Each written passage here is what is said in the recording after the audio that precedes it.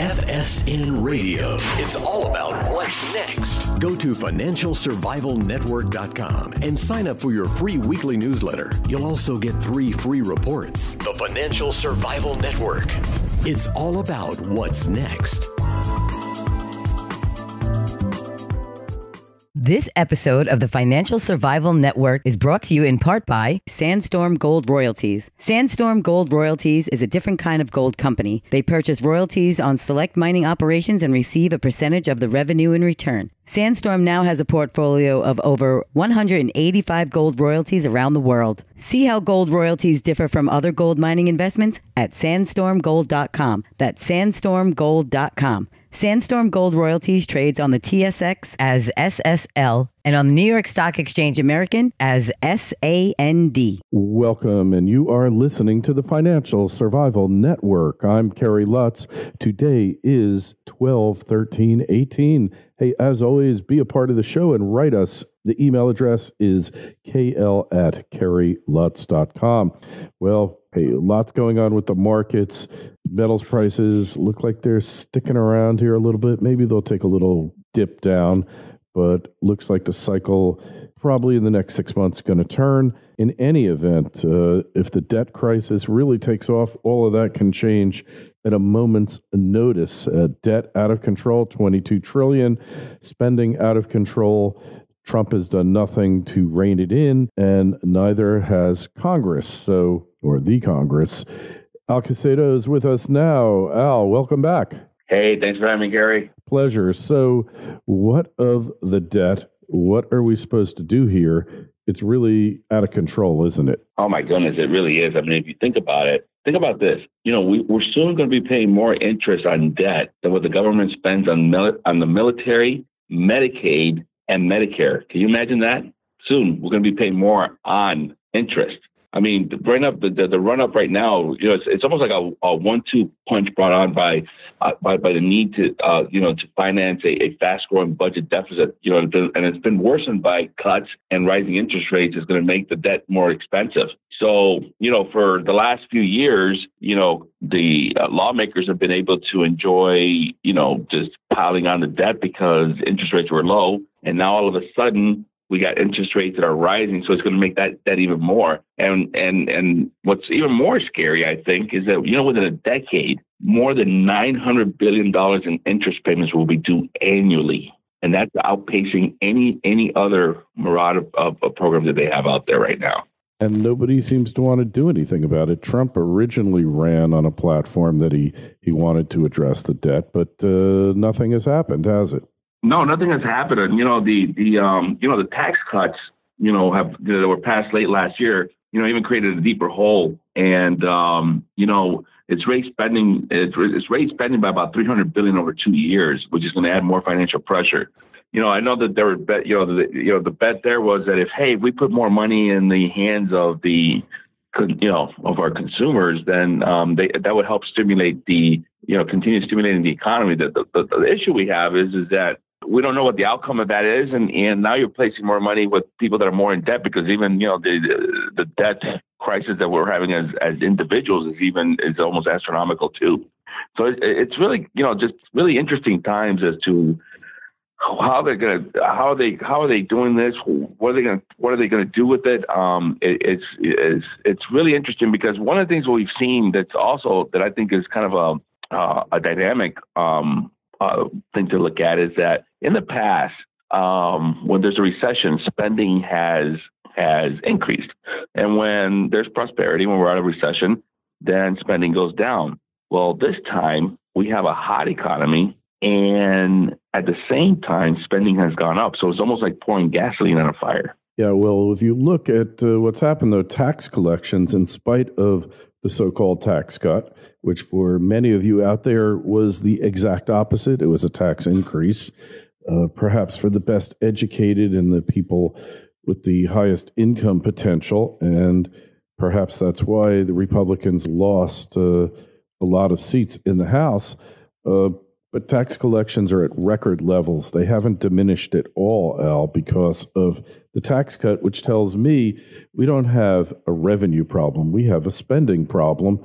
which you and I have known this for decades already, and yet the politicians can't figure it out. Yeah, there is no, nobody has even come close to attempting to address what this is happening. And part of that too has to do with the fact that, some people have asked me, Al, are we on the same path as Greece and things like that? Not anytime soon, because here's the other side of this, right? We're still the world's reserve currency, which means that the United States has plenty of borrowing capacity left because the Fed can print money with fewer consequences than any other central bank out there.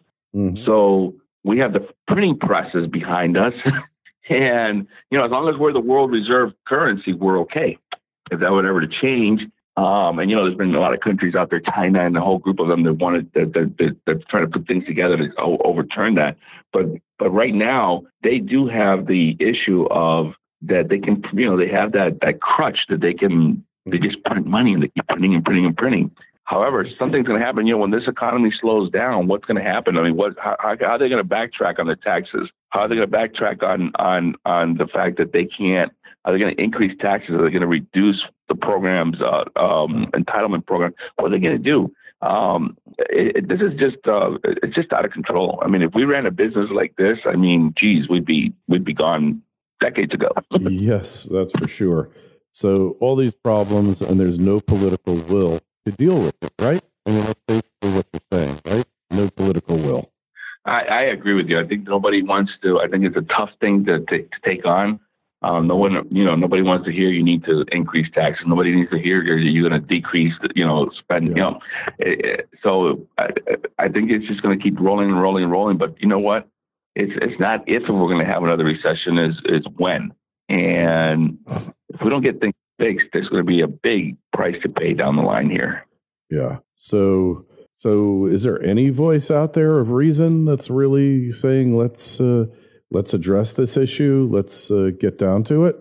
You know what? There's been a small clamor of it going on right now, but with the fact that you got the Republicans saying, "Hey, we needed to increase spending to take care of these taxes," so it's hard for a Republican to say that, and then the Democrat to say, "Hey, we disagree with increasing spending when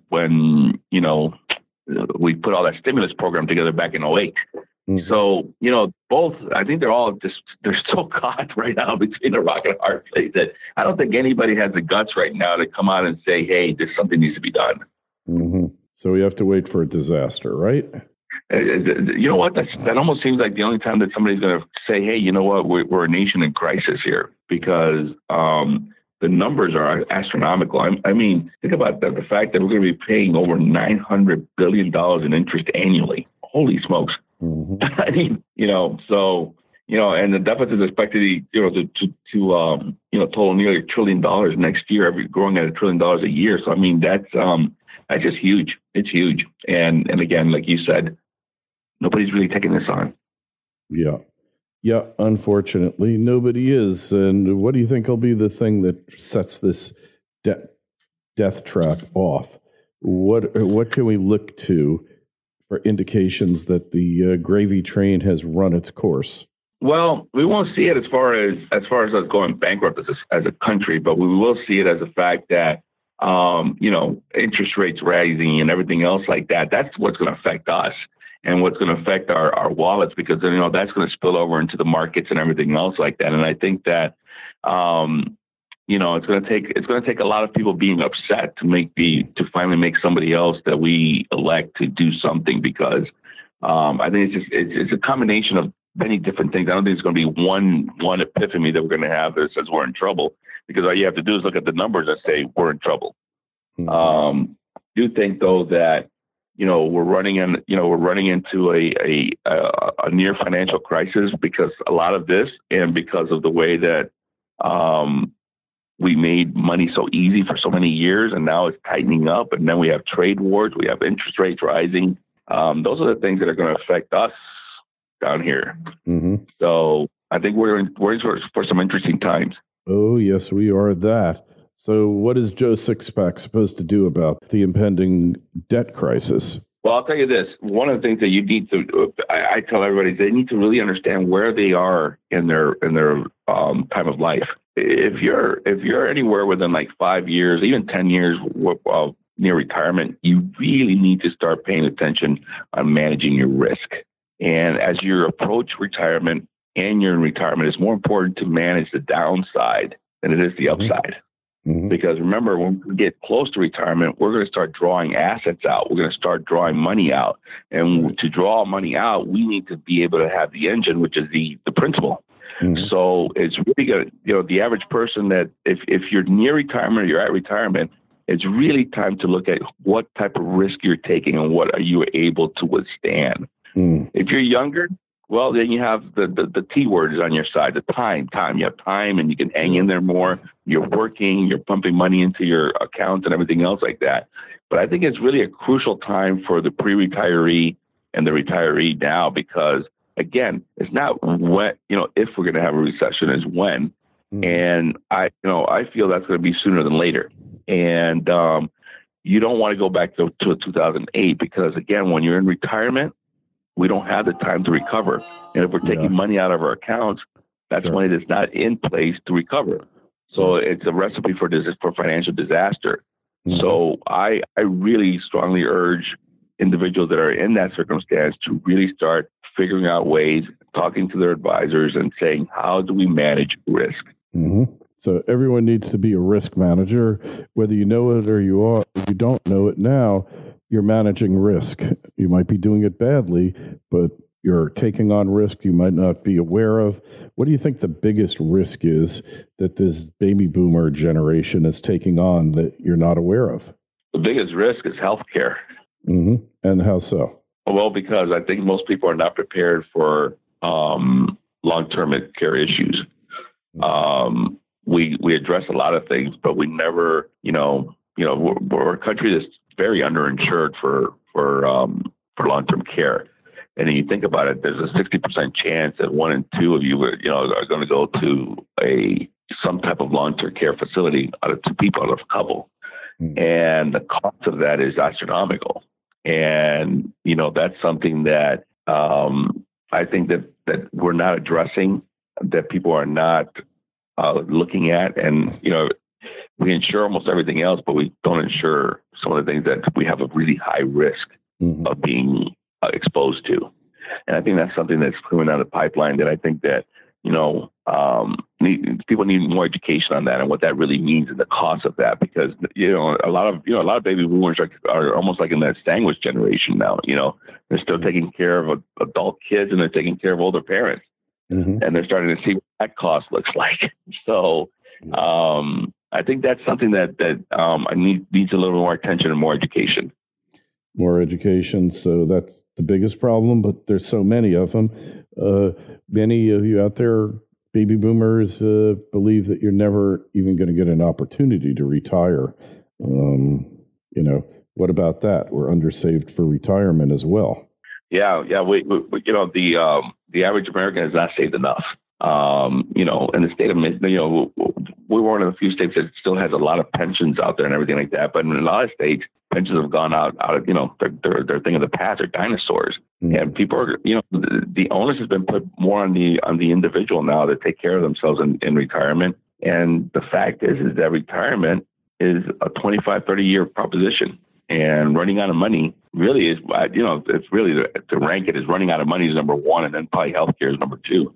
But running out of money, and we see so many people that are in their late years still working, going at it, trying to make it, and it's only going to get tougher because, again, issues like that we have with all this debt, with everything else like that, with programs being cut and everything else like that, it's going to make life more expensive. And that's why it's important to keep an ear out and keep educating yourself as to what's really happening with this debt crisis that we're having. Because eventually it all trickles down to us. And the ones that end up paying are not our lawmakers, but us. We pay. Mm-hmm. Oh, for sure. We know that's for sure. The taxpayer pays for everything eventually, right? Absolutely.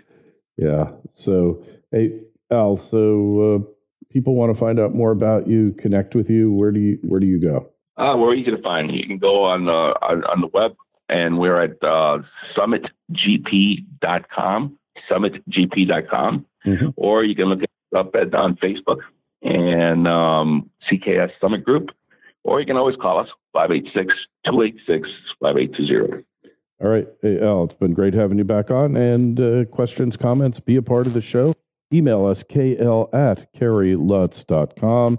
Twitter feed @KerryLutz, Facebook page, Financial Survival Network. If you're on YouTube, then please subscribe, like, and share us. If you're not on YouTube, then please share us with somebody else who you think can get something out of the show, might enjoy it. We love your support. And Al, we'll talk to you again real soon. Thanks for stopping by. Take care, Kerry. Happy holidays.